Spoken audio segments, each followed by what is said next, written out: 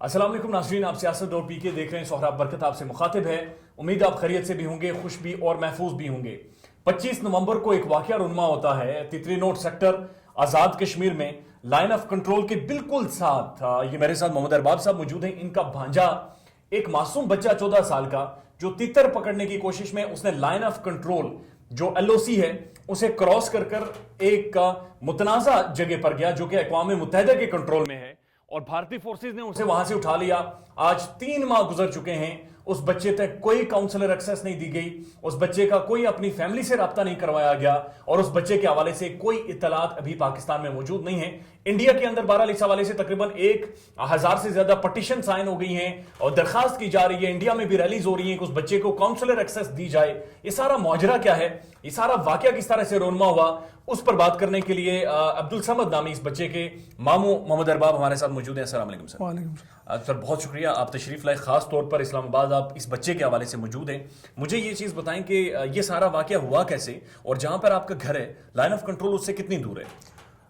घर हमारा line of control आप यूँ कहें कि 2 फुट के फासले पे है। घर की जो दीवार है उसके साथ ही लाइन ऑफ कंट्रोल का वो जगह शुरू हो जाती है जहाँ वो तकसीम तो करती आपका है। घर जो है यानी 2 फुट, आपका घर लाइन ऑफ कंट्रोल की फेसिंग है या बैक लाइन ऑफ कंट्रोल की तरफ है?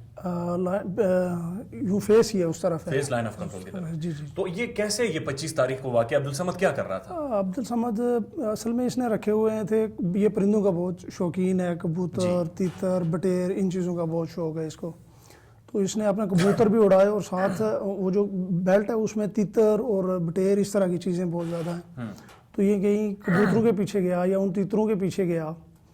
जो बच्चा था उसे इतनी समझ तो थी नहीं, तो हालांकि वो जिस जगह पे गया वो ना तो वहाँ इंडियन आर्मी का वो है और ना पाकिस्तान आर्मी का। वो अक़वाम मुत्तहिदा की जगह। जी जी जी जी। वहाँ से इंडियन आर्मी कहीं आगे आई हुई थी, तो वो उठा के ले गई उसको। ठीक है, नहीं वो जो जगह है यानी आपके घर के साथ LOC की जो एक तार बाड़ लगा दी गई है, जी जी। दरमियान वाली जो स्पेस है वो कितनी है? वो मुख्तलिफ है, बाज़ जगहों पे आप 100 मीटर कर लें, 200 मीटर कर लें, हवाई फासला जो है उसका। तो थोड़ा सा नीचे एरिया है जो कि वो तो वहाँ तो समझ बड़े बंदे को समझ नहीं आती कि ये उस तरफ है या इस तरफ है। अब कुछ टाइम पाकिस्तान आर्मी आगे चली जाती है, कुछ टाइम वो आगे आ जाते हैं। वहाँ तो बड़े बंदे को समझ नहीं आती, बच्चों की तो बात ही और है। तो आप ये कह रहे हैं कि अब्दुल समद बेसिकली तीतर पकड़ने या कबूतर पकड़ने उस जगह पर गया? जी जी जी। भारतीय फोर्सेस पहले से वहां पर मौजूद थे, उन्हें कोई अंदेशा था ये कि ऐसा होगा? इसके बारे में तो कुछ नहीं कह सकते, बहरहाल ज़ाहिर है पहले वो वहाँ पे हुए। अब चूंकि ये नकलो हरकत तो रोज़ होती है, किसी का जानवर चला गया या इस तरह पिछले वो जानवर भी लेके जाते रहते हैं लोगों के, तो वो ज़ाहिर है पहले वहाँ पे हुए। लेकिन वसूख से कुछ नहीं कह सकता बंदा जो। ठीक है, अब्दुल समद की वालदा या उनके वालिद ने कोई कोशिश नहीं की, हमारी बात भी नहीं हो पाई? कोशिशें तो बहुत की हैं, वज़ीर-ए-आज़म आज़ाद कश्मीर तक भी गए हैं। उसकी वालदा हयात है? नहीं, फौत हो गई है वो। अब्दुल समद की, उस बच्चे की? जी जी, वो 3 माह का था जब उसकी वालदा फौत हो गई थी। और उनके वालिद साहब? उन्होंने दूसरी शादी कर ली, वो लाहौर सेटल है। अच्छा, तो ये बच्चा अब आपके पास 14 साल, यानी आप लोगों ने ही उनकी परवरिश की? जी जी जी बिल्कुल, उसके नानी नाना ने और हमने। ठीक है, तो 3 माह सर गुजर चुके हैं और इन 3 माह में ये कितना मुश्किल वक्त था आप लोगों के लिए, किस तरह से ये आपने टाइम गुजारा है और उस बच्चे से कोई बातचीत, कोई राब्ता, कोई डेवलपमेंट नहीं है? नहीं, बातचीत तो उससे कोई नहीं हुई जी। और ये आपको पता है लफ्ज़ों में तो नहीं बयान कर सकता बंदा कि हम कितने दर्द में हैं या क्या। अब बंदा मर जाए तो वो तो एक अलग बात है, जिंदा बंदा आप में से गायब हो जाए तो आप अंदाज़ा कर सकते हैं कि किस हालत में होगी। वो नानी जिसने उसे पाला है, बल्कि यूँ कहें कि वो लफ्ज़ों में मैं बयान नहीं कर सकता उनकी जो कैफियत है। वो पूरा दिन रोती रहती हैं, जब भी फ़ोन करें वो उसी का जिक्र, रोना, ये लफ्ज़ों में नहीं बयान हो सकता। तो वो जो बॉर्डर के जो BSF है, बॉर्डर सिक्योरिटी फोर्स है, उनके साथ कोई कांटेक्ट नहीं हुआ, कोई बातचीत नहीं, कुछ भी नहीं? पाकिस्तानी फौज के जवान जो वहां पर बॉर्डर पर तैनात, उन्होंने भी? हाँ, उनसे बातचीत होती रहती है, लेकिन वो बस यही कहते हैं आ जाएगा, कर रहे हैं कोशिश, ये वो, इससे ज़्यादा कुछ नहीं। अच्छा ठीक है, पाकिस्तान के फॉरेन ऑफिस की तरफ से आपको कोई फ़ोन किया हो, कोई डेवलपमेंट? जी जी, एक में फ़ोन आया था उनका, वो कह रहे हैं जी कौंसल एक्सेस नहीं मिल रही उसको, मिलती है तो हम आपको अपडेट करते हैं, बताते हैं इसके बारे में। अच्छा, दूसरी तरफ जब मेरी इतलात हैं, वो दूसरी तरफ जो उन्होंने बच्चों के हवाले से एक जेल बना रखा है और ये बताया जा रहा है कि वहाँ पर 3 मजीद बच्चे हैं, उनके साथ अब्दुल समद को रखा गया है, ऐसी इतलात आप तक? जी जी जी बिल्कुल ऐसा ही है। और वो जो 3 बच्चे जिनकी बात की जा रही है वो भी आपके इलाके से हैं या कहीं और से हैं? एक तो हमारे करीब का है और बाकी 2 का मुझे नहीं पता। और वो जो आपके करीब, उसे कितना अरसा हो गया? वो इससे भी कोई 2 माह पहले गया हुआ है। यानी 3 माह ये और 2 माह पहले से वो बच्चा मौजूद है, तो 5 माह हो गए हैं। और उस बच्चे तक भी कोई काउंसलर एक्सेस नहीं है, कोई बातचीत नहीं हो रही? नहीं, कुछ भी नहीं। ये बड़ी हैरत वाली बात है कि एक तरफ इंडिया के अंदर अगर आप मूवीज देखें तो बजरंगी भाईजान जैसी ऐसी मूवीज बनाई जाती हैं कि जहां पर एक बच्ची दूसरी तरफ चली जाती है और उनका हीरो उसे लेकर इस मुल्क में आता है।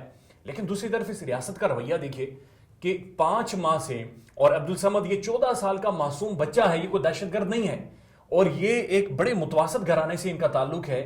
ये लोग काम करते हैं पूरा दिन और उसके बाद जाकर इनके घर के मामला चलते हैं। उस बच्चे को उन्होंने एक अपनी कैदोबंद में रखा हुआ और 3 माह से कोई इन्हें अंदाजा नहीं है, उससे कोई बातचीत नहीं है, कोई गुफ्तगू शनीद नहीं है। क्या होप है आपके लिए, क्या उम्मीद है? उम्मीद यही है जी कि हम ही कुछ करेंगे, बाकी तो हमारे बस में तो ऐसा कुछ नहीं है। बस यही है जो कोशिशें करते हैं। वज़ीर आज़म आज़ाद कश्मीर ने नोटिस लिया? 3 बार हम उनके पास जा चुके हैं जी, और वो यही कहते हैं जी आ जाएगा, करते हैं कुछ, इससे ज़्यादा कुछ नहीं है। आप मुतमईन नहीं है पाकिस्तान की तरफ से एफर्ट हो या कश्मीर की तरफ? बिल्कुल भी मुतमईन नहीं हूँ मैं। आप अंदाजा लगाइए इस फैमिली की, इस खानदान की क्या सुबह शाम होगी, क्या इनकी रूटीन्स होंगी। और 3 माह हो गए हैं, कोई कांटेक्ट एस्टेब्लिश नहीं हो पा रहा, कुछ भी नहीं। भारत से आपको कोई फोन कॉल्स वगैरह आई हैं या कोई मैसेजेस? नहीं, एक वो सोशल एक्टिविस्ट हैं, वो राहुल कपूर जी, और उनसे बात होती रहती है, बाकी कुछ नहीं। वो आपको फोन करते हैं? जी जी, वो व्हाट्सएप पे कॉल करते रहते हैं, व्हाट्सएप पे आपको कॉल बताते रहते हैं कि खैरियत से है या इस तरह वो कोई भी अपडेट हो तो वो देते हैं, बाकी कोई भी नहीं। अच्छा, हमने राहुल कपूर का इंटरव्यू किया है, वो थोड़ी देर बाद आपको इंटरव्यू दिखाते हैं। अभी आपकी डिमांड क्या है, आप क्या चाह रहे हैं कि पहले काउंसलर एक्सेस हो, कम से कम बच्चे की खैरियत के हवाले से पता चले? बिल्कुल बिल्कुल, कम से कम हमारी बात तो करवाई जाए, वो किस हाल में है। वो इस मतलब जब आप समझ सकते हैं इस तरह का बच्चा लाडला होता है बहुत, तो कभी भी ना वो रात को बगैर नानी के या मेरे बगैर या घर के किसी फर्द के बगैर वो बाहर नहीं जाता था। वो इस टाइप का था। तो आप सोचें वो 3 माह, मैं तो सोच के पागल होता हूँ कि वो क्या कर रहा होगा या वो क्या सोच रहा होगा, वो किस हालत में होगा। आए दिन क्या हालात होते हैं वहाँ तितली नोट सेक्टर पे? ज़ाहिर आप इतने करीब हैं वहाँ, तो ये रूटीन की चीज़ें हैं, जानवर चला जाना, बच्चे, पहले भी आपने सुना होगा न्यूज़ में कि वो आए दिन कोई ना कोई। अब चूंकि वहाँ पे है इस तरह का वो जो लाइन ऑफ कंट्रोल है वो है इस तरह की कि बड़े बंदे को समझ नहीं आती। अब तो वो एरिया बंद हो गया। पहले मैं खुद लड़कपन में वहाँ भैंसें चराता रहा, हम जाते रहे, लकड़ियाँ काट के लाते रहे, घास काटते थे हम वहाँ पे। बस यही है, कोई चीज़ उधर जाती है, जानवर जाते हैं, वो पकड़ लेते हैं। भी करते हैं? बिल्कुल, सीधा फायर भी मारते हैं। अगर अब तो हालात थोड़े नॉर्मल हैं, बेहतर हैं, वरना वो तो पहले फायर बिल्कुल सीधे मारते थे। तो अभी आपकी कोई जो आप इस्तेदा करना चाहें, दरख्वास्त करना चाहें? मैं यही दरख्वास्त करना चाहूँगा इंसानी आलमी हुकूक से भी, हिंदुस्तान गवर्नमेंट से भी और पाकिस्तान गवर्नमेंट से भी कि हमारा किसी सियासत, किसी चीज़ से कोई तल्लक नहीं है। खुदारा हमें हमारा बच्चा वापस दे दिया जाए, मैं यही कहना चाहूँगा। इनका 14 माह का बच्चा, 14 साल का बच्चा है जो कि गुज़श्ता 3 माह से, जिसे जो इंडियन सिक्योरिटी फोर्सेस हैं बॉर्डर से उठाकर लेकर गई हैं एक मुतनाज़ा इलाके से जो कि अक़वाम मुत्तहिदा के कंट्रोल में है। ये खुद पाकिस्तान में गाड़ी चलाते हैं और अपने घर के मामला चलाते हैं। नानी परेशान है, नाना परेशान है, और 14 साल का बच्चा हरगिज़ दहशतगर्द नहीं हो सकता। मेरे ख्याल में ज़रूरत इस बात की है, इंसानी हमदर्दी की बुनियाद पर इस सारे वाक़े को, इस मसले को देखा जाए और कोई ना कोई सोल्यूशन निकाला जाए। हमने जब इस हवाले से वीडियो लिंक के जरिए राहुल कपूर से बात की, उनका क्या कहना था वो आपका दिखाते हैं। और अरबाब साहब, आपका बेहद शुक्रिया, आप तशरीफ लाए, thank you so much. Rahul Kapoor को दिखाते हैं। और जी 25 नवंबर को अब्दुल समद को तितली नोट से भारतीय फौजी उठा लेते हैं और ये बात अभी तक अपने मंतकी अंजाम तक नहीं पहुंची और ना ही अब्दुल समद को रिहा करवाया जा सका। ह्यूमन राइट्स एक्टिविस्ट हैं राहुल कपूर, भारत की राजधानी दिल्ली से इस वक्त हमारे साथ मौजूद हैं। अस्सलाम वालेकुम राहुल जी। जी जी नमस्कार, आपको कैसे हैं? खुशामदीद करते हैं आपको। राहुल जी, ये बताएं कि आप कब से अब्दुल समद के केस को फॉलो कर रहे हैं और अब ये केस कहां पे खड़ा है? देखिए, मैं तो जनवरी एंड से कर रहा हूँ अब्दुल अब्दुल समद के केस को फॉलो, जी, और काफ़ी सारी चीज़ें हैं इसमें मैं बताना चाहूँगा। सबसे पहले तो ये है कि यहाँ पे जब बच्चे का नाम एफआईआर में रिकॉर्ड हुआ है, तो असमाद अली हो गया है। मतलब जी, उसका नाम यही है पूरा, अब्दुल समद अली, लेकिन उसने समाद बताया होगा तो एक ए और पीछे जुड़ गया है, जी। असमाद। तो क्योंकि अब एफआईआर में उसका नाम असमाद यहाँ पे रिकॉर्ड हो गया है, तो हुँ, हम पूरी कैंपेन जो अपनी चला रहे हैं, वो उसी में चला रहे हैं। पर ये सबसे शुरुआत में मैंने आपको इसलिए क्लियर कर दिया कि आगे ऐसा ना हो कि उसकी रिहाई में, वेरिफिकेशन में कोई मिसअंडरस्टैंडिंग हो कि वहां से पाकिस्तान की तरफ से आए, हाई कमीशन की तरफ से आए कि बच्चे का जी, नाम, क्योंकि डॉक्यूमेंट में अब समाद है और हुँ, यहाँ पे हम लोग असमाद के लिए कैंपेन चला रहे हैं। तो मैं बताना चाहता हूँ, जो दोनों तरफ के दर्शक हमें देख रहे हैं, कि हमें पहले दिन से ही पता है कि जो बच्चे का नाम है वो यहाँ पे गलती से असमाद रिकॉर्ड हो गया एफआईआर में, और उसी की रिहाई की हम बात कर रहे हैं, क्योंकि वो नवंबर में 2021 में गलती से अपने कबूतरों के पीछे भागता हुआ बॉर्डर पार कर गया था। हुँ, जिसके बाद उसके यहाँ पे ऊपर एफआईआर हुई है जम्मू एंड कश्मीर पुलिस द्वारा, हुँ, पुंछ पुलिस स्टेशन द्वारा। एफआईआर का नंबर है 295/2021, और एफआईआर में कोई भी सुरक्षा से जुड़ा मुद्दा नहीं है। जो मुद्दा है वो सेक्शन 2 और 3 है, egress internal movement control ordinance का, जो कि बताता है कि अगर कोई गलती से बॉर्डर पार कर जाए या जिसकी कोई गलत मंशा ना हो, तो वो हुँ। जो चार्जेस हैं, वो चार्जेस ऐसे हैं कि जिनको हम ह्यूमैनिटेरियन ग्राउंड्स पे उसकी रिलीज की बात कर सकते हैं, हुँ। और उसी की रिहाई की हम लगातार आवाज उठा रहे हैं। राहुल जी, हमने देखा है कि इससे पहले जब भी कोई मछुआरे होते थे या फिशरमैन होते थे, उनका भी वो भी इसी तरह से चले जाते थे, उनकी गिरफ्तारियां हो जाती थी। और जाहिर है पाकिस्तान और भारत के दरमियान एक मुआहिदा भी ऐसा है कि वो उन्हें वापस किया जाता था। लेकिन अब्दुल समद की वापसी अभी तक मुमकिन क्यों नहीं हो सकी? अब ये बच्चा है, ये छोटा, इसकी फैमिली शदीद परेशान है, और हम देख रहे हैं कि पाकिस्तान के अंदर एक तशवीश पाई जा रही है, और खासकर अगर आजाद कश्मीर की हम बात करें। देखिए, बात उसमें क्या है, क्या कहते हैं कि ये जो पाकिस्तान ऑक्यूपाइड कश्मीर की साइड से बच्चा आया है, यहाँ पे जो बॉर्डर है एलओसी, वहां पे अभी तक हमारे पास कोई ऐसा फ्रेमवर्क नहीं है कि अगर फर्स्ट लाइन ऑफ डिफेंस पे ये वेरीफाई हो जाए हम्म, कि जो बच्चा है वो गलती से आ गया, क्योंकि देखिए, लोगों को समझना होगा कि बॉर्डर एरियाज में ये चीज हो जाती।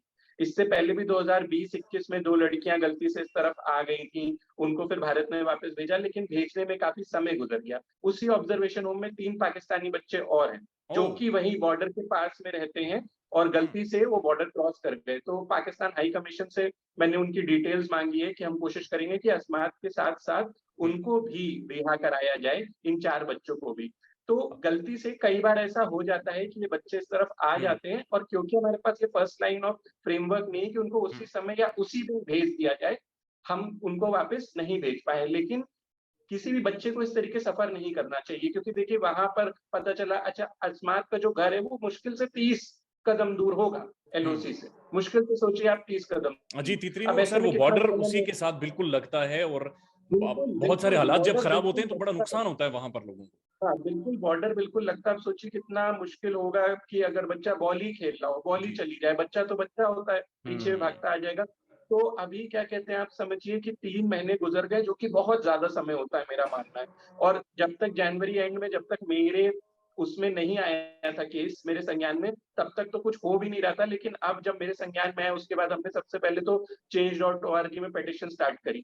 तो अब हज़ारों लोग हमारे साथ जुड़ गए हैं भारत में, जो अस्मात की रिहाई की बात कर रहे हैं और हम्म, रिहाई की मांग कर रहे हैं। उनमें से हमारे जो दिल्ली के फॉर्मर माइनॉरिटी कमीशन के चेयरपर्सन है जफरुल इस्लाम खान साहब, उन्होंने भी हमारी पिटीशन को साइन करा है, उसके लिए रिहाई की मांग करी है। हम्म, इसके अलावा मैंने खुद से प्राइम मिनिस्टर ऑफिस में लेटर लिखा है अस्मत की रिहाई के लिए। वो लेटर हमारा जम्मू एंड कश्मीर के सबसे senior IAS officer Manoj Dwivedi ji को असाइन हो चुका है। जी, इसके अलावा मैंने ऑब्जर्वेशन होम के जो सुप्रिटेंडेंट है उनसे बात करी। तो ये मैं पाकिस्तान की जनता और अस्मात के नाना नानी और मामा को ये बात पहुंचा सकता हूँ कि वो ठीक है वहां पर एक बात बताइए, बच्चा अपने घर से दूर है तो कितना ठीक होगा? हाँ, उसको हम्म, खाना मिल रहा है, हाँ उसका स्वास्थ्य ठीक है, पर मानसिक तो उसके अंदर कितना तनाव होगा ना।